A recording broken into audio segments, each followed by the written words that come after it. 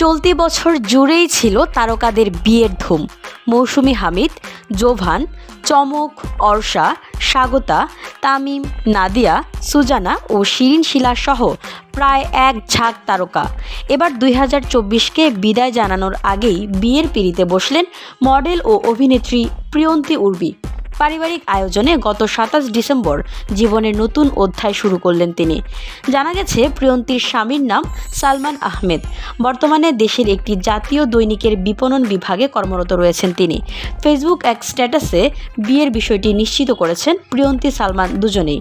শুক্রবার গুলশান আজাদ মসজিদে অভিনেত্রীর বিবাহ কার্যক্রম সম্পন্ন হয়।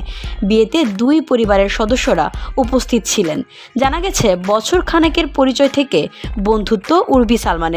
চলতি বছরের জুলাইয়ে ছিল অভিনেত্রীর জন্মদিন, আর তাই বিশেষ এই দিনে 6 বন্ধুকে নিয়ে কক্সবাজারে গিয়েছিলেন তিনি। সেই সঙ্গে বন্ধুও ছিলেন।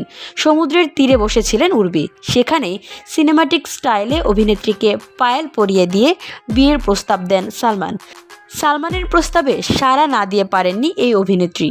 এরপর আর ব্যাপারটা দুজনের মধ্যে আটকে থাকেনি, পারিবারিকভাবে গড়িয়েছে। প্রসঙ্গত, 2019 সালে মডেলিংয়ের মাধ্যমে শোবিজে নাম লেখান উর্বি।